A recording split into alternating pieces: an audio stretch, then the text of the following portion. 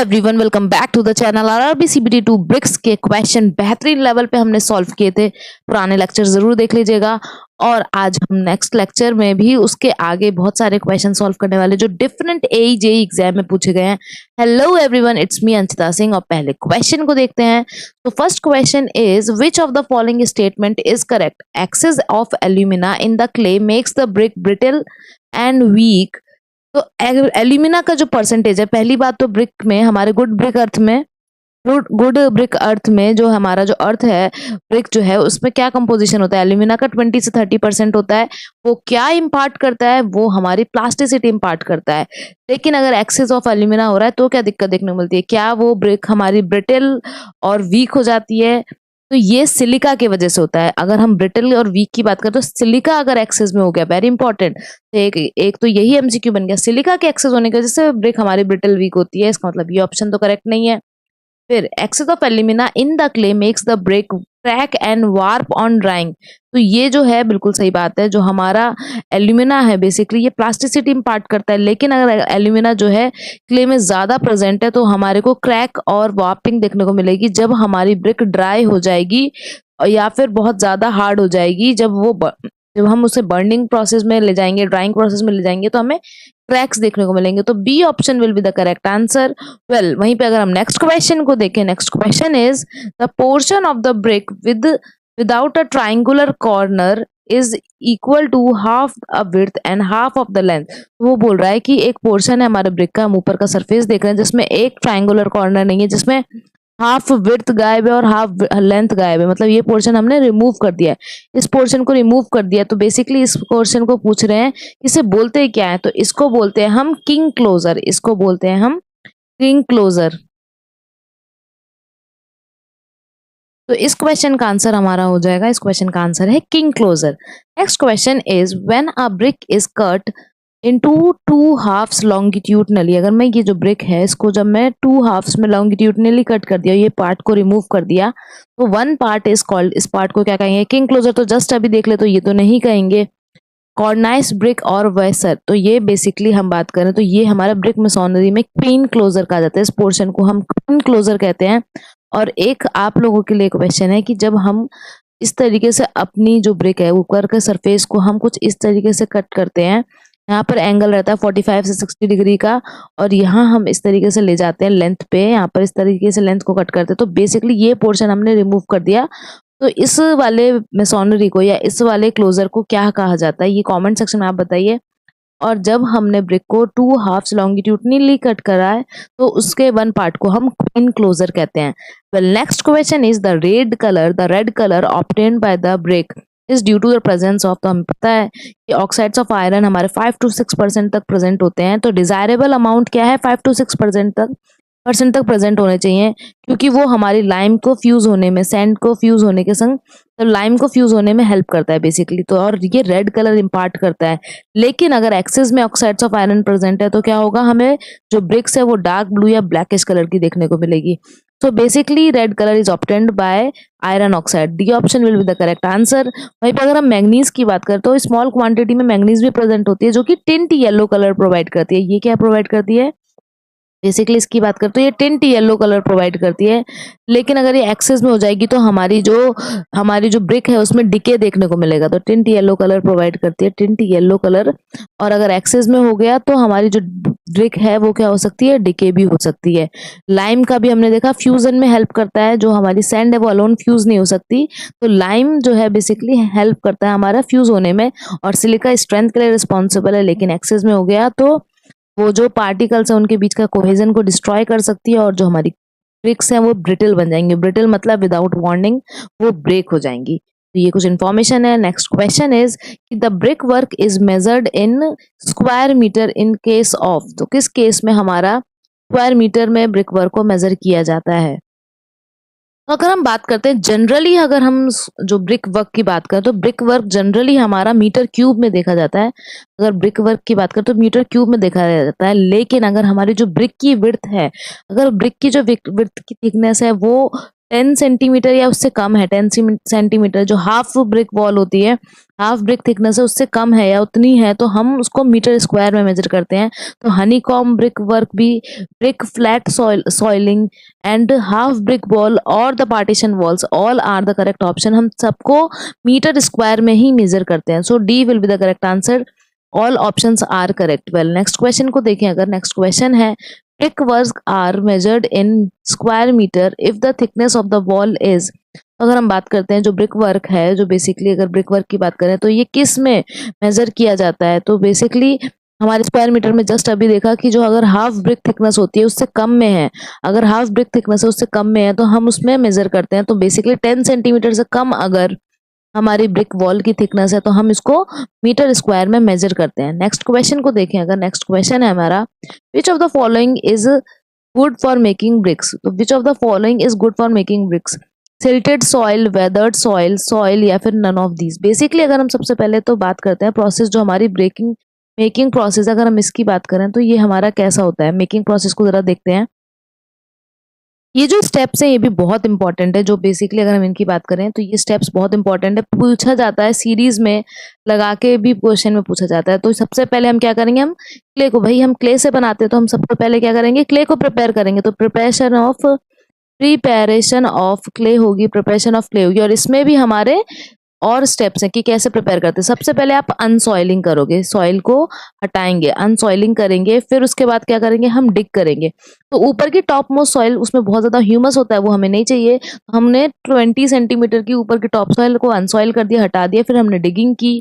फिर इसके बाद क्या करेंगे, जो सॉइल है उसको क्लीन करेंगे, नीचे से हमने सॉइल निकाली, उसको क्या करेंगे, हम डिग करने के बाद क्लीनिंग करेंगे। फिर उसको थोड़ी देर एयर के प्रेजेंस में छोड़ दिया, मतलब वेदरिंग की। फिर उसके बाद हमने क्या किया, उसमें हमने फिर क्या किया, वेदर किया, वेदरिंग की। फिर हमने उसको थोड़ा सा ब्लेंड किया कि उसमें कोई लंप्स ना रहे, वेरी इंपॉर्टेंट। तो हमने फिर क्या किया, उसमें ब्लेंडिंग की जिसमें कोई लंप्स ना रहे। और फिर लास्ट में हमने किया टेम्परिंग। एक क्वेश्चन ये भी पूछा गया है कि पग मिल, बेसिकली जो टेम्परिंग प्रोसेस है वो किसमें की जाती है, टेम्परिंग ऑफ क्ले की जाती है पग मिल में। और ये क्वेश्चन भी आया हुआ है कि जो पग मिल होता है बेसिकली वो क्या करने के लिए यूज किया जाता है, तो वो क्या है, टेम्परिंग ऑफ सॉइल को यूज करने के लिए किया जाता है।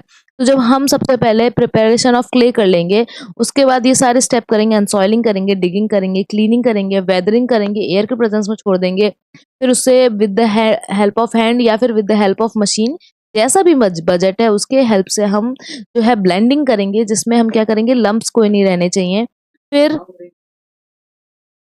फिर हम उससे टेम्परिंग करेंगे पग मिल की हेल्प से। फिर हम क्या करते हैं, वहां पर फिर हम माउल्डिंग करते हैं। बेसिकली हम ये सॉइल को प्रिपेयर करने के बाद, ये क्ले को प्रिपेयर करने के बाद हम क्या करते हैं, माउल्डिंग करते हैं। हमारा माउल्डिंग है। सेकंड स्टेप क्या होता है हमारा, माउल्डिंग। हमने प्रिपरेशन ऑफ क्ले करने के बाद माउल्डिंग की। माउल्डिंग प्रोसेस क्या है, बेसिकली इसमें क्या होता है, हम शेप प्रोवाइड करते हैं। ब्रिक को क्या करते हैं, क्ले हमने प्रिपेयर कर ली, फिर हम क्या करते हैं, शेप प्रोवाइड करते हैं। और माउल्डिंग किसी भी तरीके से करी जा सकती है, हैंड माउल्डिंग कर सकते हैं, हैंड माउल्डिंग करते हैं, लेकिन इसको प्रेफर नहीं किया जाता।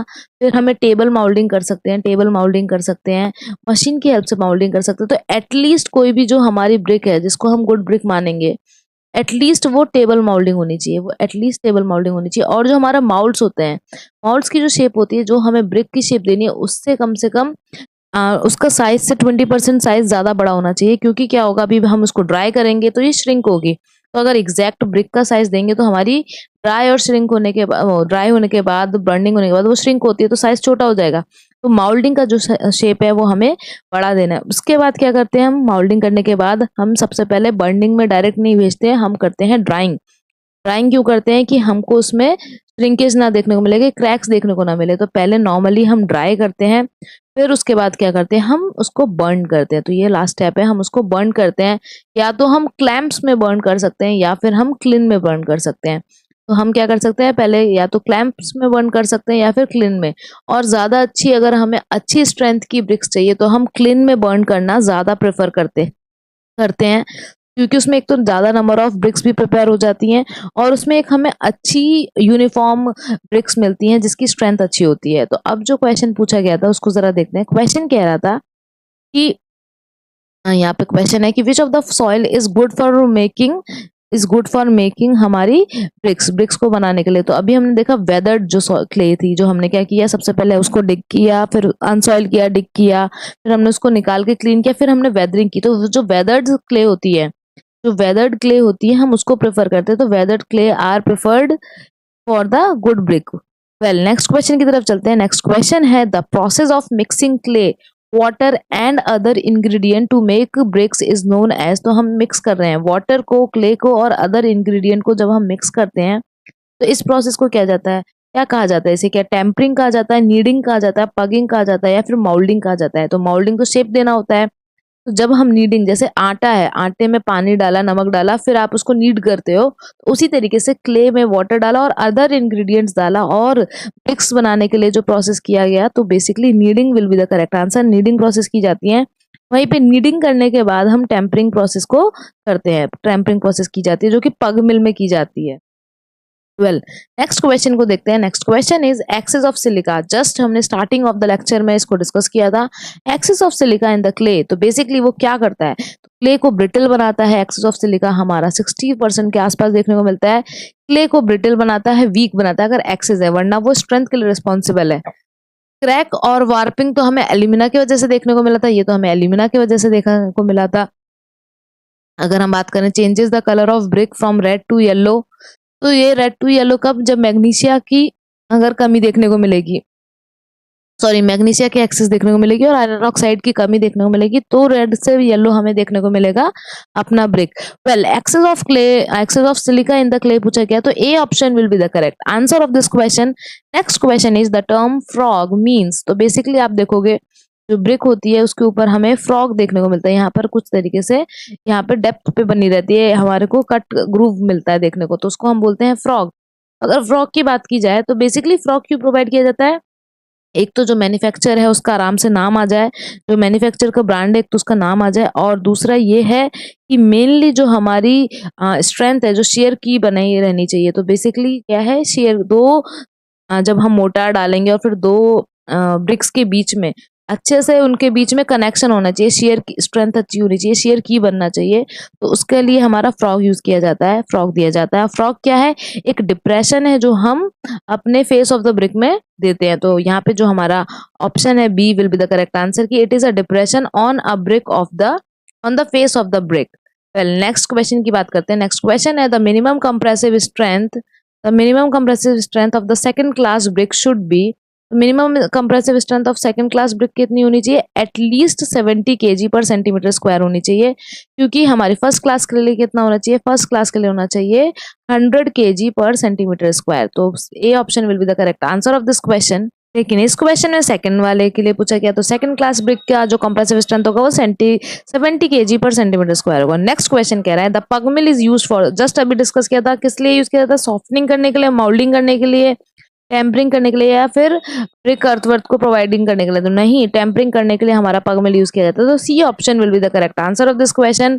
और ये सब एग्जाम में पूछे जा चुके हैं, आप देख चुके हैं, ये इंपॉर्टेंट क्वेश्चन है ये, और एग्जाम में इसी तरीके के क्वेश्चन को घुमा के पूछेंगे। Very important question are these. हम आगे और भी क्वेश्चंस को डिस्कस करने वाले हैं, और किस टॉपिक पे क्वेश्चन ला सकते हैं जरूर बताइएगा, और एक क्वेश्चन आप लोग के लिए कमेंट सेक्शन में जरूर आंसर करिए कि a bull knows brick is not used for. तो बुल नोज ब्रिक जो होती है बेसिकली, एक होती है काउ नोज ब्रिक और एक होती है बुल नोज ब्रिक। सबसे पहली बात तो बुल नोज ब्रिक में जहाँ पर एक साइड में हमें कर्व देखने को मिलेगा, एक साइड में कर्व देखने को मिलेगा। काउ नोज में क्या होता है, हमको दोनों साइड में कर्व देखने को मिलता है। ये तो हमारी बुल नोज और काउ नोज हो गई। तो बुल नोज ब्रिक कहाँ पर यूज नहीं की जाती है, ये आप लोगों को कमेंट सेक्शन में बताना है, और ये जरूर आंसर करिएगा। और ये भी बताना है जो एक और क्वेश्चन पीछे पूछा गया था। Well, thank you so much for watching, like and subscribe our channel.